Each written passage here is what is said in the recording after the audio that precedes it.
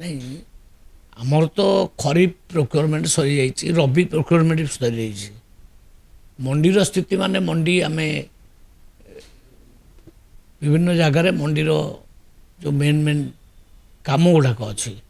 तर सेड तैयारी करा बा तांकर कार्यालय तैयारी करा गोदाम तैयारी करा एथिपाई पैसा दि जाइए ए कार्य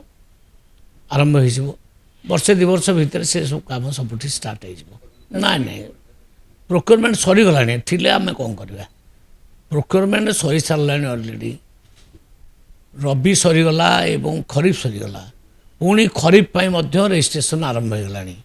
आउ जदि कहार बाकी रहीगला आम कौन करूँ जी किणिया कथा आम कि सारी बड़का तो शुणु गोटे एकर पिछा आम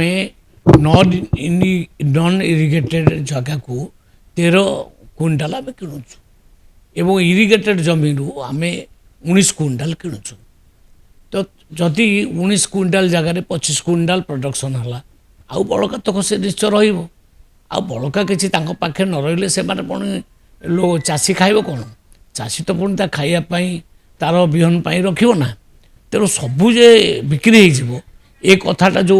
भ्रांत धारणा मन अच्छी सेटा नुहे आमे संपूर्ण धान उठेचु जो जो मान को टोकन जहाँ कौन सी टोकन लाभ से देखो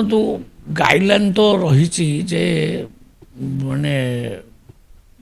बोतल मानक बिक्री हम नहीं किंतु सेटा उपरे आज 5टा बेलू गोटे मीटिंग अच्छी ऑफिसर को डका डीलर मान को भी डका से उपरे चर्चा आलोचना हम एवं गोटे गाइडलाइन प्रस्तुत करा निश्चित भाव में जो माने एक प्रकार काम कर ऑफिसर मान को आम निर्देश देवु पूरा इनक्वारी करा एक्शन दिया।